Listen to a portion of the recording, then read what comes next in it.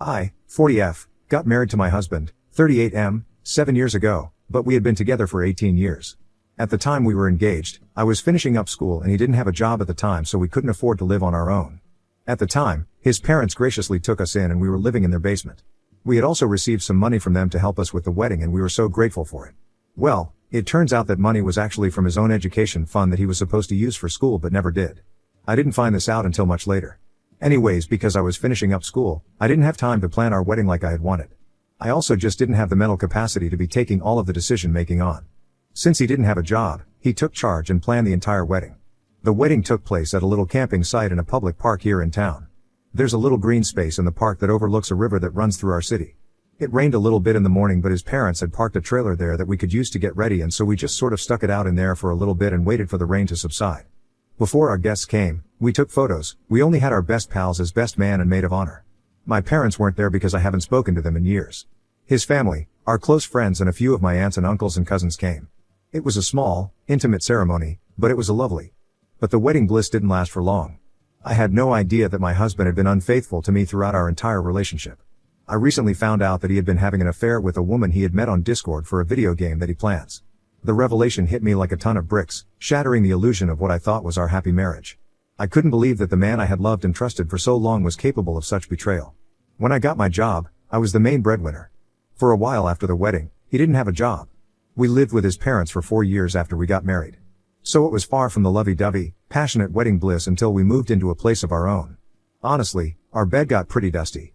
We finally moved when my husband had gotten a job, but it was minimum wage and he'd be gone from 6 a.m. to 3 p.m. and he often worked weekends overtime.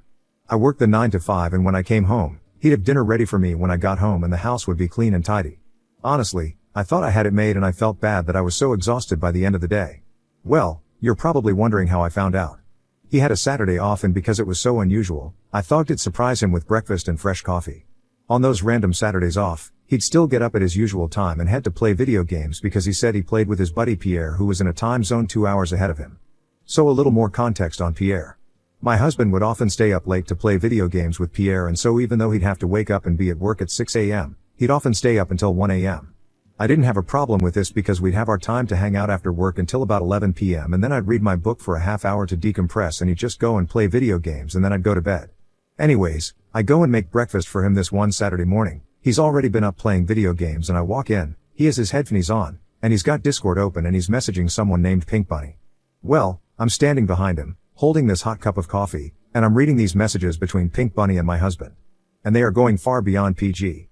They are saying sexually explicit things and they're saying how much they miss each other and love each other and how they wish they were closer and how she can't wait to see him again and have him hold her again.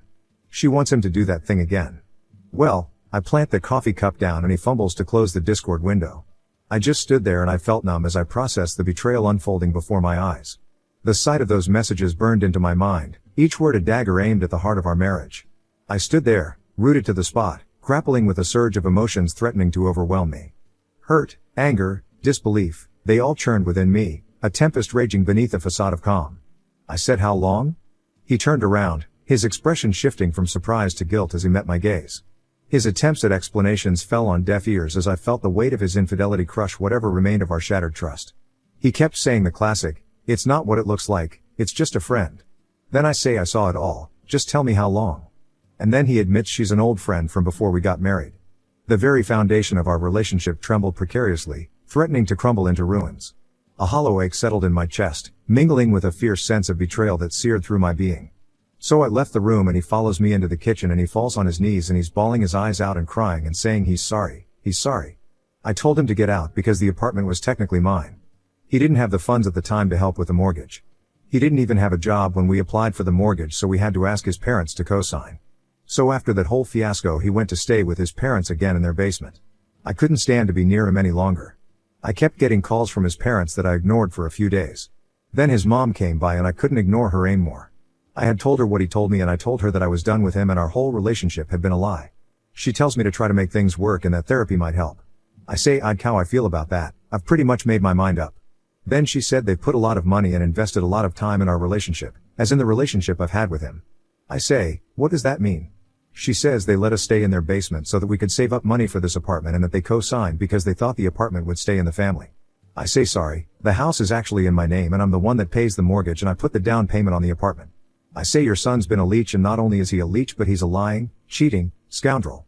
She says that we shouldn't rule out therapy and we should seek counseling and that her son is sick with guilt and he's sorry for what he's done. Then I say he's only sorry that he got caught. If I didn't catch him, we wouldn't be here right now and he'd still be messaging Dumb Bunny. Well, she didn't really like hearing that and she said if him and I can't come to a conclusion, aka that conclusion being therapy and staying married, then they'd have to consider selling this place and getting their money back that way. Then I told her over my dead body and I said that she needs to get out of my apartment before I call the police. Then she says I can't call the police because it's her apartment too. And I'm like, you show me a document with your name on it and then I'll call it your apartment. So then she storms out. Then I get a call from him and I don't answer, so then it's followed by a stream of text messages that are telling me that I can't speak to his mother that way and she's only just looking out for us and that I should reconsider what I'm doing to the family. What I'm doing? As far as I'm concerned, he's made it clear that we were never a family. He wanted to stick his wiener in every other hole but mine. It's a common saying that you don't really know someone until you separate. Well, the relationship that I had with him and his parents quickly deteriorated when I learned of his infidelities. Yep, that's right. It wasn't just one person, but also prostitutes, strippers, and whoever else he could find online. It slowly all came out in the weeks that followed. I guess his mom had asked to hear the WHLE story and then she forced him to write an email to me telling me exactly what he told her. She told him it would help for therapy. But you can guarantee I didn't agree to going.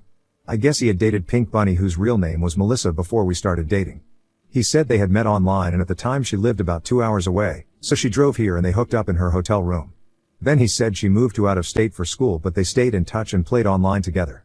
They talked almost every day, even when we were dating and into our engagement. They exchanged explicit photos and videos of each other and they sexted constantly. He didn't see her again until a week before our wedding day. Apparently she flew in just so they could have one last go at things, but of course it wasn't the last. They met 5 times after we got married. After a few more threats from his parents, I have to admit, I did get scared, so I went to the bank that we got the mortgage from and asked about refinancing the apartment so that I could get their names off of the title of the apartment. I had been working a solid job for quite some time and my job was safe and secure and I was making really good money. I felt I could handle the payments by myself, and I had been for some time because he wasn't really contributing much of anything anyways. I ended up being able to refinance by myself without letting his parents know, and I'm happy to say that yes, the house is now officially all mine. Their names aren't on anything, but they had no idea. So one day his parents come over, somehow they got into the complex, and they have papers in their hands and they're standing at the front door, banging on the door, telling me to get out of the apartment because it's theirs and they're moving their son back in. Well, I'm inside laughing because they can't touch me or this place. Then I yell that if they don't leave my property, I'll be calling the cops and getting their asses sent to jail. I said their broke-ass son won't be able to bail them out. Then they said if I didn't let them in that they'd break the door down and drag my fat ass out. At this point I didn't even have to call the cops because someone else in the complex did from all the ruckus. The cops showed up no less than 5 minutes later and came to the door and I said these people are trespassing and threatening to break into my apartment, and then I show them the paperwork that I have that shows only my name on the title of the apartment and on the mortgage itself. Then his dad gets mad and says that he understands why his son cheated on a heifer, aka me. Then they continue to fight with the cops and they say they have paperwork that says the apartment is theirs and they hold it up and the cops basically laugh in their face and tell them to leave. They say if they get another call that they show up to my place again, they're getting arrested. Best decision I ever made. Cheating is already intolerable in and of itself, let alone cheating with hookers. On top of everything else, he never got tested, jeopardizing my health for all those years and taking away 18 years of my life that he could never give back. I mean, I did get this apartment and it's completely mine now, but damn. He actually tried to hack my socials and my Google account and my bank information too. I had to change all of information and get like 2-factor identification for everything. He did manage to get one of my old emails hacked, but it was an old one from high school that I hardly used anymore and didn't have any of my updated personal information. He tried to pay for a new computer on a shared visa before everything with his parents went down and I had to dispute that and ended up winning, and then I closed that visa. I ended up having to file a restraining order against him and I told his parents that he better stick to it or else he'd find jail to be a pretty cold little home. Shortly after I left him and kicked him out, I wiped out all our joint accounts cleaned. I was sleeping with the enemy. In the end, he turned out to be a stranger after all, and the stranger who was meant to stay in my life as a stranger, and I'd like to keep it that way too. The divorce is finally finalized and I'm free of him and his wretched parents. Update, I'm back. You're not going to believe this. A few weeks after the divorce was finalized, I got a letter in the mail from an attorney I'd never heard before. I thought, great. Now what? Well, I opened it up and saw that it was a letter about a trust fund that was set up years ago by my ex's grandparents. And it was intended for him or his spouse, aka me, under certain conditions. Well, Turns out I guess his grandparents had foreseen the possibility of financial mismanagement by their grandson and created this as a safety net.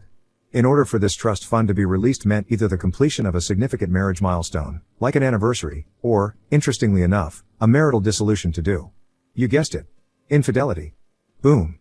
I guess the refinancing and the fact that I divorced my ex because he's a cheating sob means that I am, in fact, the beneficiary of this trust fund. Imagine that? In navigating the legal process to claim this trust, I inevitably had to see my ex and my in-laws again, but they didn't understand exactly why I was there. My ex looked like absolute dog shit. He had lost weight. He looked like he hadn't slept. And his hair was thinning. Honestly, I felt pretty good about that. I had been taking good care of myself. I had been eating healthy and I was taking spin classes, and you could bounce a coin off my butt. I made sure I wore my very best so he knew exactly what he was missing. Once they found out I was getting a significant lump sum, my ex tried to weasel his way back into my life, offering apologies and insincere promises of change. But I wasn't going to fall for his games again. I stood my ground, refusing to let him back into my heart or my life. As the legal process seemed to drag on, I couldn't help but feel a sense of satisfaction in seeing my ex struggle financially. It seemed that finally, some cosmic justice was being served. He had taken me for granted and cheated on me, and now he was being punished for his actions. The money from the trust fund arrived in a lump sum, and it was more than I had ever imagined. I took a deep breath and thought about my next steps. With this newfound wealth, I could finally start a new chapter in my life. Anyways, that's my update. Hopefully I don't come back with another one. Thank you for all your advice and comments and kind words and reality checks. I'm pretty proud to say that I'm feeling pretty good these days. Now on to the next story. Story 2.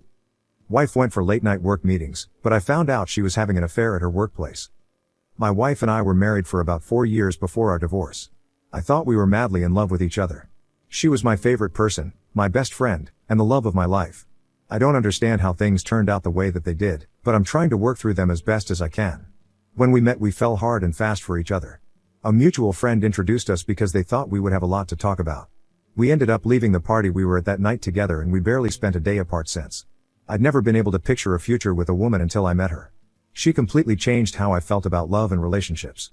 We got married after 2 years of being together and it was all picture perfect. My wife was always somewhat of a flirt. It bothered me when we were together, but I convinced myself that it was just her being friendly with people.